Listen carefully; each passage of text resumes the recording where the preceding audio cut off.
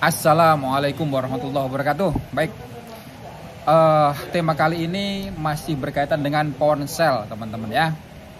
Jadi tadi saya membahas mengenai ponsel yang resmi dan inter. Sekarang adalah ponsel yang terdaftar dan tidak terdaftar, gitu ya. Jadi teman-teman sekalian, pemerintah Indonesia ini membuat aturan yang memang tidak baru sebenarnya. Jadi seluruh IMEI yang terdaftar kemudian tersambung dengan MSI SDN di operator Indonesia itu harus terdaftar ya. Terdaftarnya ada dua cara nih,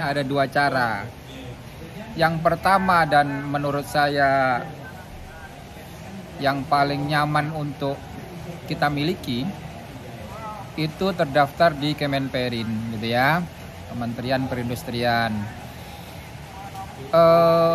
Ponsel apa yang bisa terdaftar di Kemenperin? Ponsel yang terdaftar di Kemenperin ini adalah ponsel yang masuk secara resmi ke Indonesia, kemudian dimasukkan oleh perusahaan yang memang distributor shiftnya resmi juga yang ada di Indonesia. Jadi perusahaan di Indonesia ini menjalin distributorship dengan pabrikannya, misalkan Samsung atau iPhone gitu. Antara perusahaan Indonesia dengan pabrikannya mereka ini bekerja sama, memasukkan secara resmi ke Indonesia dan nanti diregister di Kementerian Perindustrian. Oleh karena itu seluruh IMEI-nya terdaftar di Kemenperin. Nah, taunya dari mana ponselnya ini terdaftar di Kemenperin apa tidak? Maka kita buka di websitenya Kemenperin, teman-teman. Bisa di Google ya nanti, cek IMEI Kemenperin, akan muncul. Tetapi mungkin sudah beberapa bulan ini websitenya down gitu ya. Apa yang terjadi saya tidak tahu. Kemudian yang kedua IMEI yang terdaftar di Bea Cukai. Jadi IMEI yang terdaftar di Bea Cukai ini kalau saya lihat dari perilaku dari database yang tersambung sepertinya tidak berhubungan dengan IMEI di Kemenperin. Tetapi dua-duanya ini di entry, kemudian dua-duanya juga dikenali sebagai whitelist, IMEI whitelist.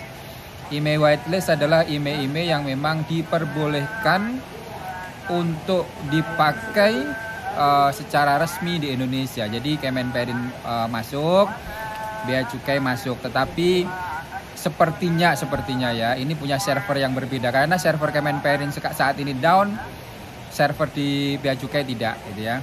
Nah, dari mana asalnya kita biar ponsel kita terdaftar di IMEI-nya Kemenperin? IMEI-nya di mana, di Bea Cukai? Ada beberapa cara gitu. Cara yang pertama adalah kita bisa impor ponsel dari luar negeri, gitu ya. Impor ponsel dari luar negeri itu bisa dari eBay, bisa dari Singapura. Kemudian kita harus tahu nih IMEI-nya gitu. Kalau misalnya single SIM, IMEI-nya 1, dual SIM, IMEI-nya 2, maka seluruh IMEI ini kita harus tahu. Kemudian kita infokan ke kurir yang membawa ponsel kita, ya. Biasanya USPS, DHL, FedEx, EMS. Itu harus kita memberitahukan ke mereka bahwa dengan resi sekian atau AWB sekian, airwell bill sekian, saya memasukkan ponsel tipenya ini, harganya sekian, invoice-nya ini, IMEI-nya ini, minta tolong didaftarin, gitu ya. Nah, saya udah berulang kali masukin iPhone ke Indonesia, ya. iPhone ada Android juga, ada Samsung dan lain sebagainya. Itu memang caranya seperti itu dan sampai sekarang aman dan nyaman. Berapa pajak yang dikenakan? Pajak yang dikenakan adalah kemarin itu 10% dan 7,5%, ya. Itu lebih rendah daripada kita hand carry. Nah, cara yang berikutnya untuk bisa terdaftar di Bea Cukai kita hand carry ponsel dari luar negeri, ya. Memang ada kelebihan dan kekurangan. Kelebihan ketika kita kirim itu pajaknya lebih rendah, teman-teman ya. Pengenaan pajaknya lebih rendah. Nah, kalau kita hand carry ini kita ada pembebasan pajak dengan nilai nominal 500 US dollar. 500 US dollar itu berapa? Kalau kita kalikan 15,500 maksud saya, maka nilainya adalah 7,75 juta. Ketika Anda membawa ponsel atau apapun yang seharga 7,75 juta, maka tidak dikenakan pajak sama sekali. Itu per apa? Itu per orang, per penerbangan. Ya, perlu dicatat tuh, per orang dan per penerbangan. Jadi kalau ada 2 orang ya berarti kalikan 2, gitu ya, dikalikan 2. Nah, caranya bagaimana? Caranya adalah kita membawa ponsel dari luar negeri atau ponsel kita yang berasal dari Indonesia dibawa ke luar negeri kemudian dibawa balik ke Indonesia. Lalu nanti setelah ada pemeriksaan bea cukai, nanti kita tanya ke petugas nih. Tanya ke petugas, Pak, untuk pendaftaran IMEI ada di mana, gitu kan? Atau untuk register ada di mana? Oh, di sebelah situ. Kalau di Terminal 2F itu masuk, kemudian kita ke kiri, kemudian kita ke kiri lagi, ada tulisan tuh pendaftaran bea cukai, gitu ya. Kita masuk di situ akan dilayani dan dengan cepat, gitu ya. Kalau saya di 2F, di Terminal 2F, kedatangan 2F itu paling 30 menit selesai. Ya, 30 menit selesai. Kalau di Terminal 3 jangan harap 30 menit. Terminal 3 itu yang penerbangan biasa yang selama ini biasanya kita pakai itu 3 sampai 4 jam. Jadi kita antri, kemudian kita naik ke atas pijet, kita makan, turun masih belum dilayani karena saking banyaknya yang antri. Kalau di Terminal 2F, itu tidak antri sama sekali, teman-teman ya. Apa pesawat di 2F itu Lion, kemudian Batik. Setahu saya ada 2 itu, Lion dan Batik. Batik Air Batik Air Indonesia maupun Batik Air Malaysia. Kemudian kita ini nih, kita bisa tahu nih kalau misalnya udah ada daftar itu nanti ketika kita kita masukkan email kita ke pengecekan IMEI bea cukai, nanti di Google aja cek IMEI bea cukai gitu, nanti akan muncul. Jadi kalau udah terdaftar, teman-teman, itu ada tulisan warna biru ya, di bawahnya IMEI itu ada warna biru bahwa IMEI sudah ditujukan atau IMEI sudah disetor atau semacam itulah ke CIR gitu ya. IMEI sudah disetor ke CIR, misalnya itu udah aman gitu. Tapi kalau warnanya masih merah, IMEI tidak ditemukan, wah itu mesti hati-hati karena memang itu belum terdaftar. Nah, biayanya berapa, teman-teman? Jadi setelah dikurangi 500 US dollar tadi, kemarin tanggal 27 Maret itu saya pulang dari Malaysia bawa iPhone 14 Pro 256. Jadi saya belinya dari Singapura, dihargai 1.320 Singapura dolar ya. Itu pajaknya 2,5 juta. Jadi dikurangi dulu 500 US dollar, dikalikan 10%, dikalikan 11%. Kemudian setahu saya dikalikan 10% lagi, ketemunya itu. Kemudian setelah terdaftar, kita bisa lihat ya, langsung bisa lihat. Biasanya 1-2 hari, tapi rata-rata lebih cepat dari itu.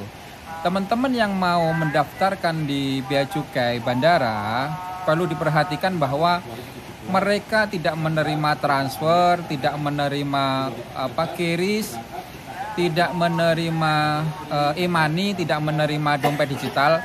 Yang mereka terima adalah gesekan fisik ya. Misalkan punya debit ya, berarti gesekan fisik debit ke mesin EDC gitu ya. Masih ya menurut saya lumayan lah ya, lumayan. Tidak perlu cash gitu ya. Cash juga bisa. Jadi cash atau gesek gitu ya, hanya itu. Tapi menurut saya udah lumayan luar biasa, ada perkembangannya luar biasa, ada geseknya gitu ya. Meskipun memang transfer dan lain sebagainya saya tadi udah sampaikan itu belum bisa mereka terima. Nah, kemudian buat Anda yang mau beli ponsel baik baru maupun bekas, yang perlu diperhatikan apa? Yang perlu diperhatikan, kita mesti cek dulu nih emailnya. Emailnya terdaftar di mana? Apakah di Kemenperin atau di Bea Cukai gitu ya. Nah, kalau Kemenperin memang saat ini websitenya masih down, belum bisa dicek. Cara ceknya adalah resmi apa tidak. Karena kalau memang ponselnya itu resmi, misalkan iPhone dari iBox gitu ya, dengan model number PAA, kemudian Samsung dari Sen, itu kelihatan semua. Nah, itu bisa dipastikan masuk ke Kemenperin, meskipun memang belum kita bisa cek di websitenya. Itu banyak sekali sekarang ini di marketplace, toko hijau, toko oranye, toko merah dan lain sebagainya, itu mereka menawarkan email dengan garansi 1 bulan maupun 3 bulan. Teman-teman berhati-hatilah bahwa garansi 3 bulan itu adalah email tembak. Email tembak yang memang diberlakukan untuk orang-orang yang masuk Indonesia, turis-turis yang masuk Indonesia dengan email yang dibatasi cuma 90 hari atau 3 bulan itu. Setelah 3 bulan emailnya akan mati dan kita diminta lagi untuk mendaftar. Itu berhati-hati seperti itu. Nah, ketika ada cara lain nih, ada cara untuk mendaftarkan. Jadi ketika teman-teman nanti baru pulang dari luar negeri, kemudian lupa untuk tidak mendaftarkan emailnya di mana, di Bea Cukai, maka kita dikasih batas waktu sampai 60 hari ke depan untuk bisa mendaftarkan. Bagaimana setelah lebih dari 60 hari? Lebih dari 60 hari ya tidak bisa gitu. Dengan membawa apa? Dengan membawa tiket penerbangan, kemudian kalau dari luar negeri yang bawa paspornya, bawa identitas diri, kemudian kita masuk ke Bea Cukai untuk daftarkan gitu ya.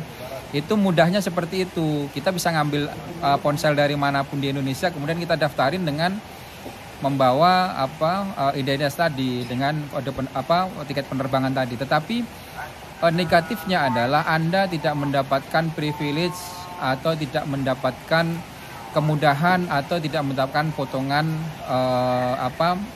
penilaian pajak sebesar 500 US dollar. Jadi seluruh harga yang ada di harga dari ponsel Anda akan dihitung semuanya pajaknya. Itu minusnya seperti itu teman-teman ya. Nah, sebenarnya banyak cara yang lain sebenarnya yang bisa kita bahas, tetapi coba nanti kita bikin kita coba cari waktu yang lain, termasuk bagaimana kita tip and trick ya, bukan mengakali. Kalau mengakali itu kesannya negatif. Tip and trick supaya kita bisa menggunakan email secara terdaftar, tetapi kita tidak perlu effort yang cukup seperti yang saya sampaikan tadi ya, effort yang memang kita harus keluar negeri dulu, kita harus mencari yang resmi dulu dan lain sebagainya. Nanti kita bahas di lain kesempatan. Terima kasih. Assalamualaikum warahmatullahi wabarakatuh.